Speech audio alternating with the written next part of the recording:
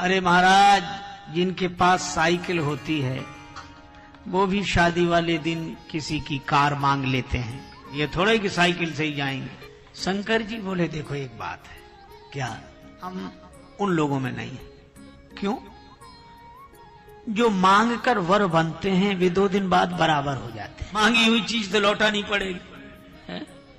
और शंकर जी बोले हम तो बराबर वर रहना चाहते हैं। हम आई उस जगह से जो शमशान है, जहां शान हमेशा समान और सबकी शान समान। और फिर बेचारा बैल भी क्या सोचेगा कि वाह भोले बाबा, रोज के लिए हम थे, मौके पर हम ही बदल दिए गए। ये जो बैल है बस यही बैल है। अच्छा बाबा, यह तो ठीक है, व्यवहारिक संकेत बड़ा सार्थक है कि अपने साधनों में ही संतुष्ट रहें। एक संत का वचन है, प्राप्त को ही पर्याप्त समझो। प्राप्त को पर्याप्त समझने वाला कभी परेशान नहीं होता। परेशान तो वह होता है कि जो प्राप्त को पर्याप्त नहीं समझता। और मन का एक स्वभाव है, प्राप्त की उपेक्षा, अप्राप्त की कामना, यही मन का स्वभाव है। इसीलिए यह कभी तृप्त नहीं होता। और वही बात शंकर जी प्रसन्न है। अच्छा यह तो ठीक है, लेकिन दूसरा संकेत क्या है? कि दूसरा संकेत यह है कि यह जो वृषभ है यह धर्म का स्वरूप है। श्रीमद् भागवत के महात्मा प्रकरण में वर्णन आता ही है, यह वृषभ धर्म का रूप है। महाराज परीक्षित को तो शंकर जी बैल पर ही बैठते। इसका अर्थ है कि संसार से संबंध जोड़ने जब चलो तब धर्म पर आरूढ़ होकर ही चलो, धर्मारूढ़ होकर चलो। धर्म का त्याग कभी मत करो, धर्म के अनुसार चलो। शंकर जी बैठ गए बैल पर और मानो हम लोगों को उपदेश दिया कि संसार से संबंध जोड़ो पर रहना धर्म पर ही आरूढ़, धर्म का त्याग मत करना, फिर संसार से संबंध जोड़ो, कोई बात नहीं। पर एक संत कह रहे थे कि शंकर भगवान बैल पर भी बैठे तो सीधे नहीं, उल्टे। जिधर बैल का मुख था उधर पीठ, जिधर बैल की पूंछ थी उधर मुख। ये बर बावला है, बैल पर बैठा, तो बैल पर बैठना होने से थोड़ा ही कोई बावला होगा। पर व्यंग यह है कि बैल पर भी ठीक बैठना नहीं है, उल्टा बैठे। तो किसी ने शंकर भगवान से कहा कि बैल पर उल्टे बैठे हो, बड़ी लंबी यात्रा है, कैसे पहुंचोगे? शंकर जी बोले हम चाहे जैसे बैठे, चलना तो बैल को है, चलेगा तो वह, हमें थोड़ा ही चलना है। ऐसो तो ठीक है, लेकिन उल्टे क्यों बैठे, उलट कर क्यों बैठे? शंकर जी ने कहा देखो एक बात है। क्या बात? यह है उलटकर बैठने का आशय यह है कि धर्म पर आरूढ़ हुए हैं, तो धर्म से जुड़ने के बाद तो जीवन उलटना ही चाहिए। अगर पहले ही जैसे बने रहे तो धर्म से बैठने का फायदा ही क्या हुआ? उलटना है, हमारा मन उलट जाए,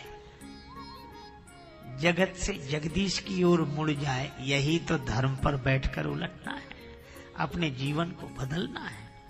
अच्छा यह तो ठीक है। और दूसरा, शंकर जी बोले हमें उलटकर ही बैठने की आदत है। उलटकर बैठना क्या? अंतर्मुखी दशा में रहना ही उलटकर बैठना है।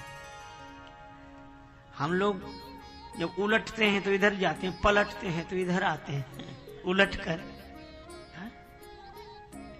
उलटकर बैठना है। दिल में दिलदार सही, अखियां उलटी कर ताहे चितइए। चरण दास गुरु कृपा कीनी, उलट गई मोरी नैन पुतरिया। वृत्ति इधर हो गई तो उलट कर बैठ गया, अपने स्वरूप में बैठा हूं। आहा, निजानंद मस्ती में मैं झूमता हूं, कहां कौन कैसा न मैं पूछता हूं। खिले हैं जमाने में गुल रंग बिरंगे, मिसाले भंवर हो के मैं गूंजता हूं। न जीने की इच्छा न मरने की चिंता, कजा से निडर हो के मैं घूमता हूं। पर मिली है जिनसे ये बेहद निगाहें, पकड़ उनके कदमों को मैं चूमता हूं।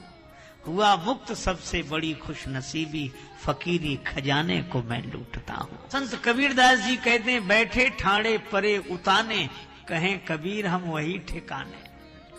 इसी को श्री तुलसीदास जी कहते शंकर सहज स्वरूप सम्हारा, यही उलटकर बैठना।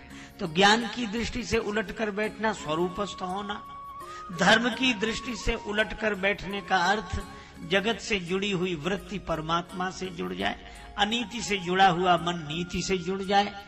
और भक्ति की दृष्टि से उलटकर बैठने का अर्थ यह है, शंकर जी ने कहा कि बारात में भगवान विष्णु हैं, भगवान विष्णु हैं और भगवान विष्णु के साथ अन्य देवता हैं। हम बैल पर बैठकर सीधे बैठ जाएं, इधर चलें और पीछे आ रहे भगवान, तो भगवान की ओर से पीठ हो जाएगी। तो ऐसा सीधा बैठना किस काम का, भगवान की ओर से पीठ हो जाए। फिर बोले हम उल्टे ही बैठेंगे, जगत की तरफ से भले ही पीठ रहे, भगवान तो दृष्टि में रहे, दृष्टि में भगवान रहे। अच्छा, लेकिन एक बात है, क्या भगवान को देखने के लिए जगत से पीठ कर ली और नाता जगत से ही जोड़ने जा रहे हैं, तो जिससे नाता जोड़ रहे उसी की तरफ पीठ, तो भगवान को देखने का फल क्या? शंकर जी ने कहा बस यही जगत से संबंध जोड़ने की कला है। क्या का संबंध जगत से जोड़ें और दृष्टि में भगवान को रखें। देवता बोले हमें तो कुछ समझ में आता नहीं। भगवान विष्णु ने कहा देवताओं तुम्हारे बिना कोई विवाह नहीं होता। ऐसा दूल्हा आज तक देखा, बहुत विवाह देखे होंगे। देवताओं ने कहा कि आज तक नहीं देखा। तो भगवान विष्णु व्यंग करते हुए बोले तो दूसरे के गांव में जाके अपनी हंसी कराओगे कि दूल्हे के लायक एक भी बाराती नहीं। व्यंग यह था कि दूल्हा है ही नहीं बारात लायक, पर व्यंग कहा उल्टे ढंग से कि दूल्हे जैसा न हो तो कम से कम दूल्हे से मिलता जुलता एक तो बाराती होता। और शंकर भगवान तो ऐसे दूल्हा है कि भगवान तक इनकी बराबरी नहीं कर पा रहे। तो क्या करें? भगवान विष्णु ने कहा कि देखो हंसी न कराना हो, अपनी अपनी हंसी न कराना हो तो अलग हो जाओ। ठीक है, अब भगवान तो विनोद कर रहे थे, अलग हो गए। पर शंकर जी, एक अजीब बात है, शंकर जी पर हंस रहे थे भगवान और देवताओं को भी हंसा रहे थे। देखो ये, लेकिन अद्भुत है शंकर भगवान कि जब उन पर भगवान हंसने लगे और भगवान हंसी कराने लगे उनकी, तो शंकर जी भी हंसने लगे। श्री तुलसीदास जी महाराज लिखते हैं मन ही मन महेश मुस्काही।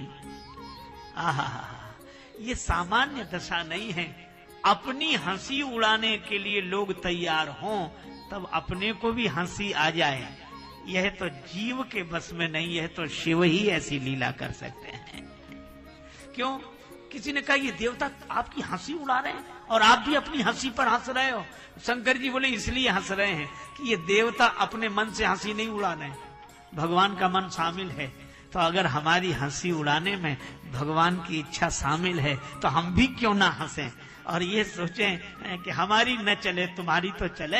हरम के पुजारी हरम चाहते हैं, करम के पुजारी करम चाहते हैं, न खुशी चाहते हैं न गम चाहते हैं, जो तुम चाहते हो सो हम चाहते हैं।